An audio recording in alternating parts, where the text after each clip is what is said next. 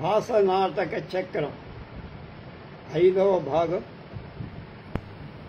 7/4/20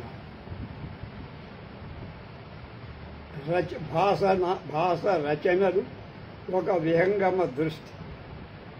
దేవానామిదమామనంతి మునయః కాంతం క్రతుం చక్షుషం రుద్రేణాదముమాకృతౌ వ్యతికరే స్వాంగే విభక్త మదికరే పాంక్వే విభక్తం ద్విధా త్రైగుణ్యోద్భవమత్ర లోకచరితం నానారసం దృశ్యతే నాట్యం భిన్నరుచేర్జనస్య బహుధా ఏకం సమారాధకం.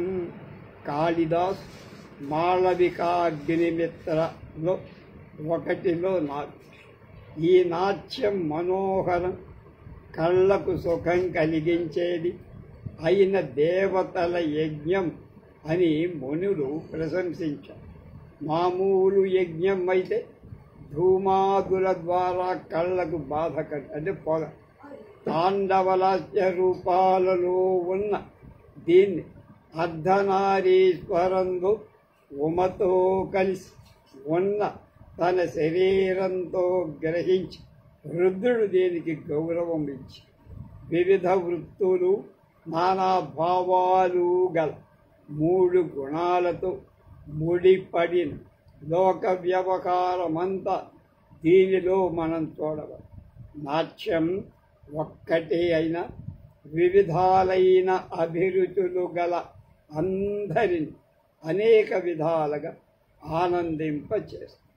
ప్రపంచంలో రూపక రచయితలందరూ ప్రజలలో ప్రసిద్ధమైన కథలని ఆధారంగా తీసుకొని దానిపై తమ రూపక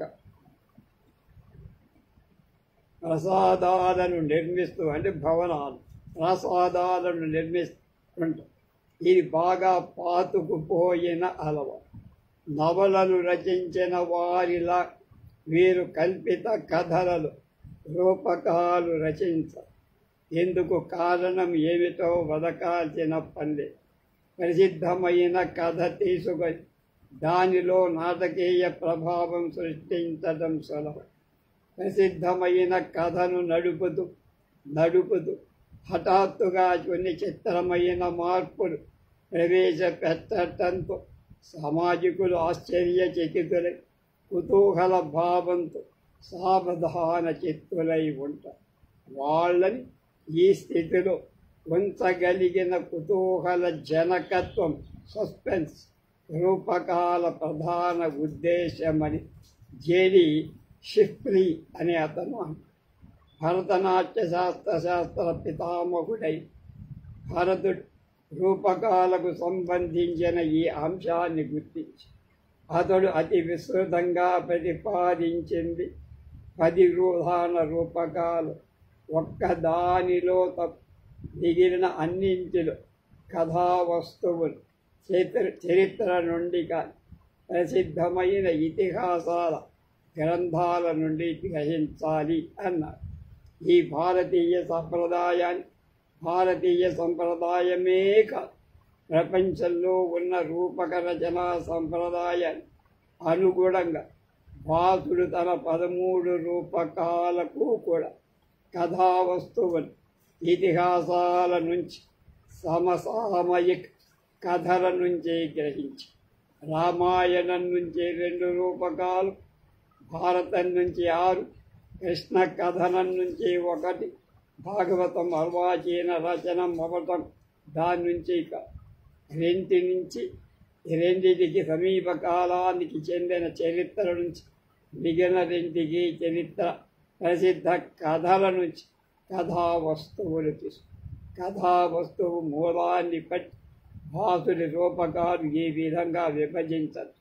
రామాయణ రూపకాలు అభిషేక నాటకం, ప్రతిమా నాటకం 2. మహాభారత కృష్ణ కథారూప దూతవాక్యం కర్ణభార, దూత ఘటోత్కయం, ఊరుభంగం 6. అప్పటికి 6, అవి 2 ఇవి 4.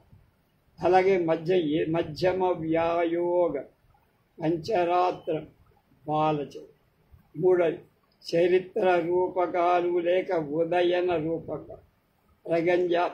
ప్రతిజ్ఞ యౌగంధరాయణం స్వప్న వాసవద.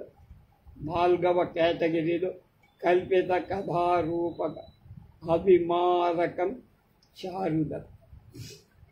ఈ రూపకాల ప్రత్యేక లక్షణాలున్న మరికొన్ని రూపకాలు కూడా భాసుడి రచనలే అయి ఉంటాయని కొందరి సందేహం. కొందరు కొన్నింటిని ఈ విధంగా నిర్ధారించారు. 2 దేవనాగరి లిఖిత ప్రతులను ఆధారంగా చేసుకొని 1941లో గుజరాత్లో ప్రచురించిన యజ్ఞఫలం ఇలాంటి వాటిలో ఒకటి. డాక్టర్ కుసాల్కర్తో సహా చాలామంది పండితులు చాలా కాలం పాటు అది భాసుడి రచనే అన్న అభిప్రాయంలో ఉంది.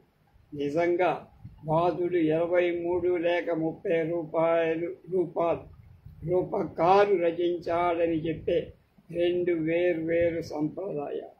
ఇప్పుడు కేరళ దేశంలో లభించిన 13 రూపకాలే.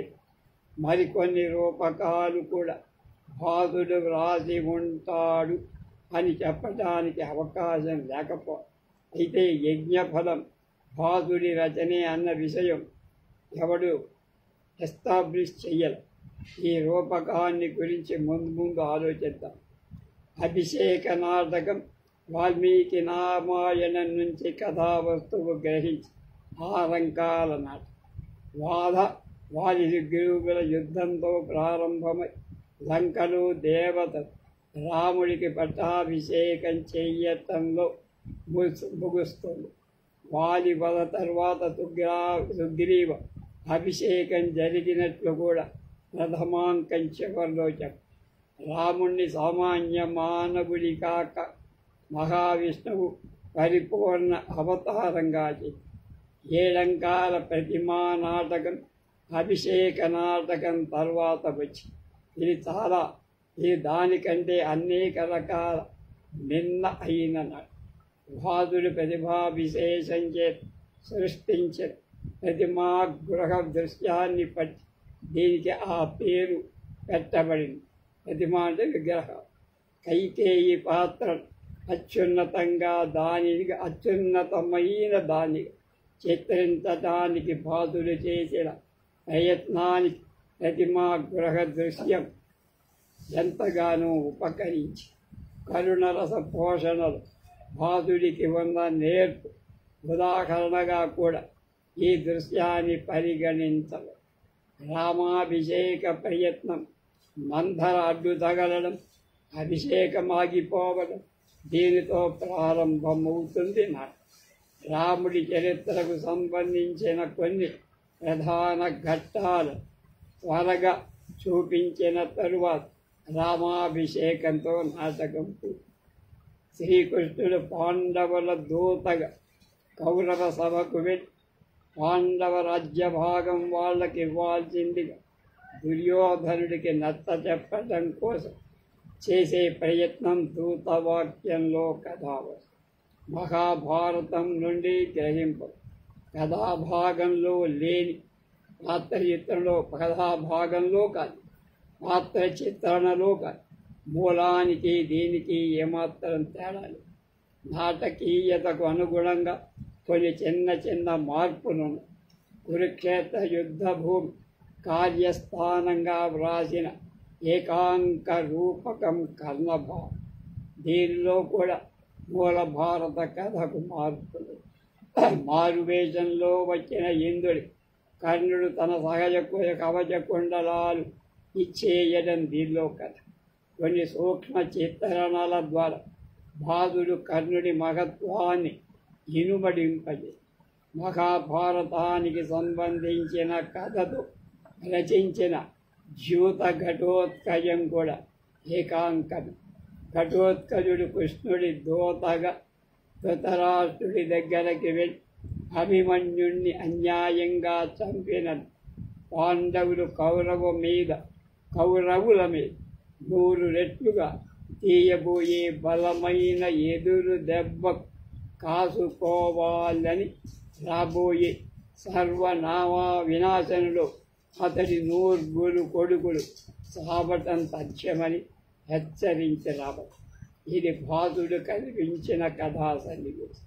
మధ్యమ వ్యాయోగం కూడా భాసుడి ప్రతిభాసు. ఘటోత్కచుడు తన తండ్రి అయిన భీముణ్ణి చూడటం, తండ్రి కొడుకుల మధ్య యుద్ధం జరగడం ప్రధాన వస్తు.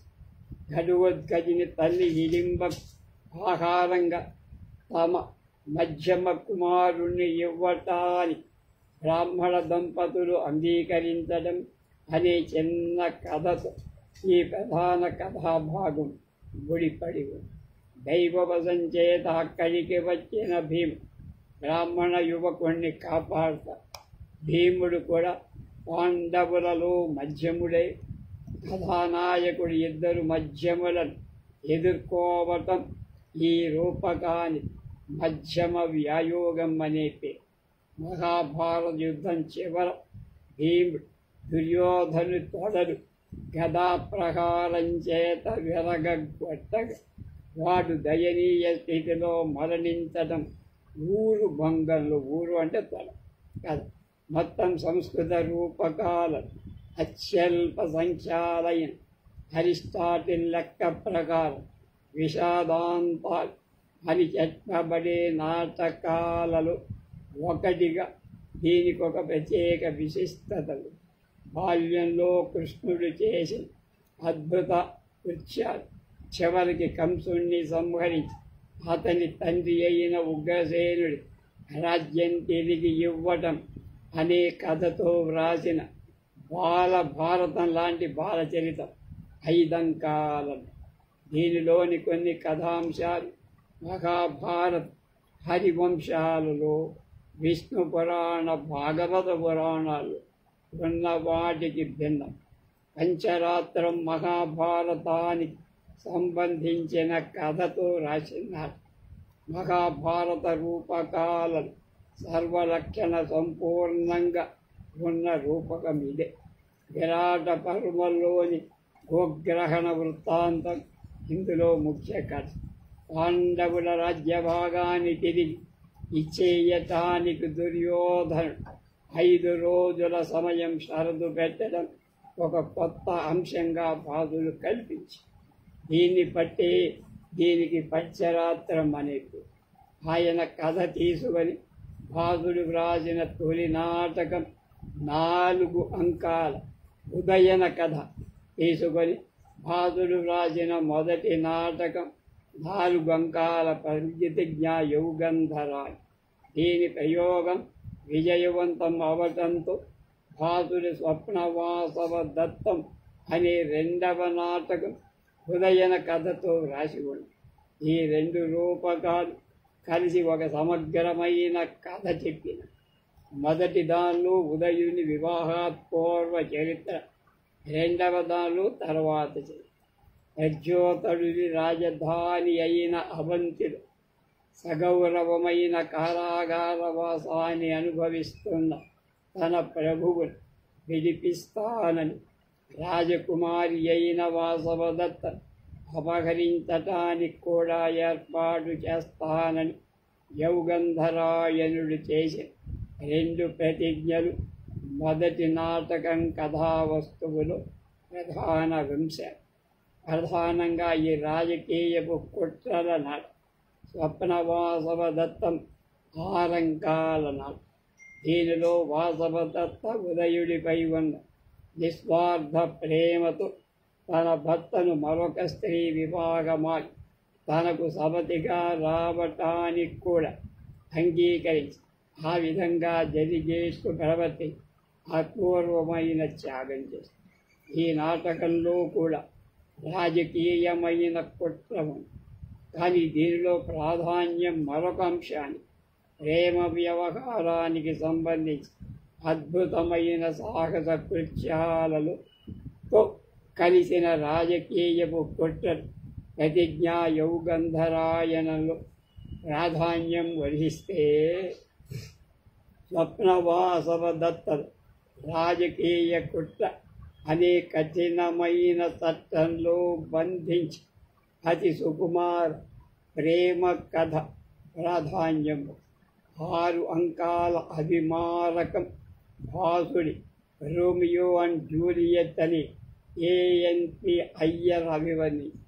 ఆ కాలంలో ప్రచారంలో ఉన్న జానపద వాంగ్మయంలో కథ ఆధారంగా తీసుకొని ఈ నాటకాన్ని అభిమారకుడనే కురంగనే రాజకుమారిపై కలిగిన అనురాగం వర్ణి. నాయకుడు ఒక ఏడాది శాపవశం చేత కుల బహిష్కృతుడై తిరుగుతున్న రోజుల్లో ఈ ప్రేమ వ్యవహారం కొనసాగి చివరికి శాపం సమాప్తం, అడ్డంకులన్నీ తొలగి ఇద్దరికి వివాహం. జానపద వాంగ్మయ కథతో సంబంధించి మరో నాటకం చారుదత్. బహుశా బృహత్ కథ దీనికి మూలమై ఉండదు. చారుదత్తుడనే దరిద్రుడైన ఉత్తమ గుణ సంపన్నుడైన బ్రాహ్మణుడిపై వసంతసేన అనే వేశ్యకు కలిగిన నిష్కల్మషమైన ప్రేమ ఈ నాటకం. అలాగే ఒక అవాంతర కథను ప్రధాన కథతో ముడిపెట్టడం అనే పద్ధతి భాసుడు ఈ నాటకంలో అనుసరించి దొంగగా మారిన ఒక బ్రాహ్మణుడికి వేశ్య దగ్గర చేతిగా ఉన్న యువతికి మధ్య జరిగిన ప్రేమ వృత్తాంతం ఈ నాటకంలో రెండవ కథగా ప్యారలల్గా నడుస్తుంది. ఇప్పుడు మనకు లభిస్తున్న ఈ నాటకం అసంపూర్ణ. రూపకాల రచనా కార్యక్రమాన్ని గురించి నిర్ధారణ చేయటానికి తగిన ఆధారాలను మనం రూపకాల్లోనే అన్వేషి. ఈ విషయంలో డాక్టర్ పులాస్కర్ సంభాషణలకి శ్లోకాలకి మధ్య ఉన్న నిష్పత్తిని ప్రమోషన్ నిర్ణాయకంగా తీసుకో. రూపకాలలో కనబడి రచయితకున్న బుద్ధి పరిణతి అధికం అవుతున్న కొద్దీ ఈ నిష్పత్తిలో పతనం కనపడు. దుర్బలంగా ఉన్న శ్లోకాంతాలు, వ్యాకరణ విరుద్ధ శైలికి అప్రయోగాలు కూడా విషయంలో కొంత సహకరిస్తాయి.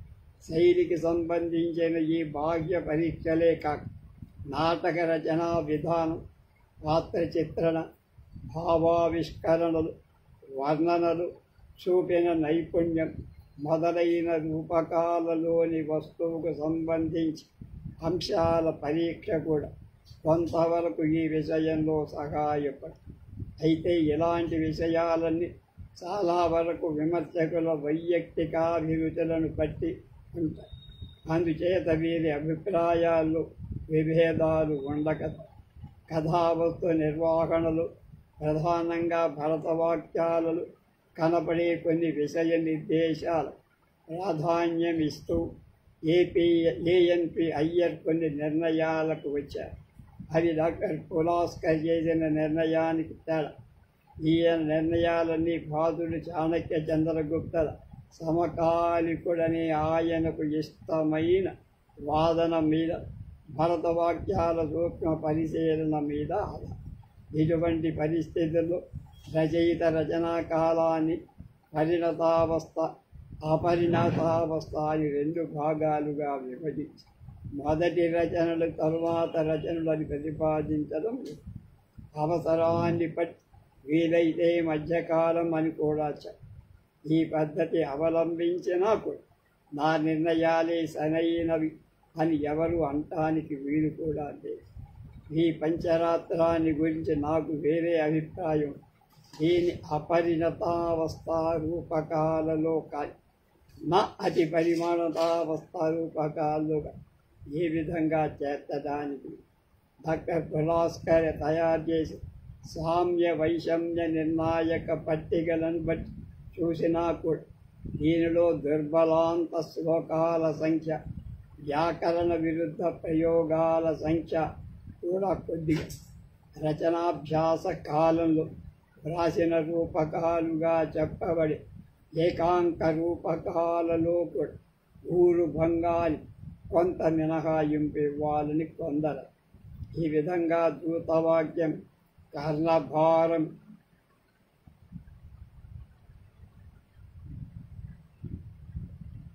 ధూత ఘటోత్కయం, మధ్యమ వ్యాయోగం, ఊరుభంగం, ఈ 5 మహాభారత రూపకాలు అభిషేక బాల చరితలు భాసుడి ప్రారంభిక రచనా కాలానికి చెంది.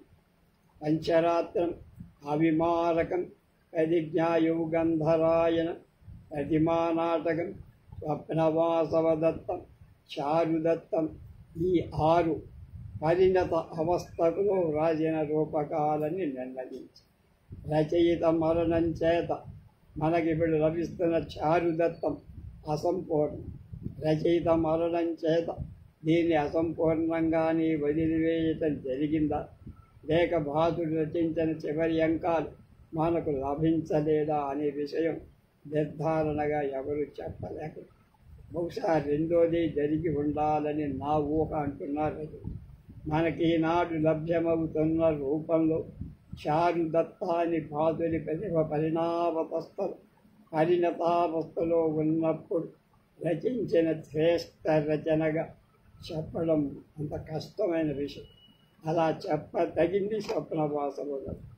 ఈ విషయాన్ని మన సాహిత్య విమర్శకులు ఎప్పుడూ మనం వెనక చూసిన రాజశేఖరుడి శ్లోకం ఈ విషయం మన ప్రాచీన విమర్శకుల ప్రత్యేక లక్షణంగా చెప్పదగినట్టు అతి సంక్షిప్తంగా సూత్రప్రాయంగా చెప్పబడింది. రామాయణ రూపకాలు 5వ భాగం. వాల్మీకి గీత రఘుపుంగవ కీర్తిలేశై స్తృప్తిం కరోమి కదా మప్యధునా బుధానం గంగాజలైర్భువి భగీరథ యత్నలబ్ధై కిం తర్పణం న విదధాతి నరః పితॄణాం. భోజు రామాయణ చెంపులో అన్నారు. వాల్మీకి గానం చేసిన శ్రీరాముడి కీర్తి ద్వేషాలు కొద్దివే గ్రహించి వాటితో ఇప్పుడు ఏదో విధంగా పండితులకు సంతృప్తి కలిగించటం కోసం ప్రయత్నిస్తారు. భగీరథుడు ఎంతో ప్రయత్నం చేసి తీసుకొచ్చిన గంగా జలాలలో నరులు పితృదేవతలకు తర్పణాలు చేస్తున్నారు కదా. అభిషేక నాటకం, ప్రతిమా నాటకం కలిసి బాలకాండ, ఉత్తరకాండ, అరణ్యకాండలో పూర్వార్ధం తప్ప మొత్తం రామాయణంలో కథ అంతా సంగ్రహంగా రూపక స్వరూపంలో చెబుతారు. బాలకాండ, ఉత్తరకాండ అసలు రామాయణానికి తర్వాత కాలంలో చేర్చబడ్డాయనే పాశ్చాత్య విమర్శకుల అభిప్రాయాన్ని ఈ కాండలోని కథను వ్యాసుడు గ్రహించకపోవడం కూడా రుజువు చేస్తుందని కొందరు. మీర్వార్డ్ అనే వాడి అభిప్రాయం ప్రకారం బాలకాండ, ఉత్తరకాండలు లేని ప్రాచీన రామాయణమే భాసుడు చూసి ఉంది. వాలి సుగ్రీవుల యుద్ధంలో ప్రారంభమైన అభిషేక నాటకంలో కిష్కింధా సుందర యుద్ధకాండల కథ గ్రహింపబడి ఈ నాటకం శ్రీరాముడి పట్టాభిషేకంతో ముడి. అయితే ప్రతిమా నాటకంలో రామకథ కొంచెం ముందుగానే అయోధ్య అరణ్యకాండల కథతో ప్రారంభం. ఇది కూడా శ్రీరామ పట్టాభిషేకంతోనే ముగుస్తుంది.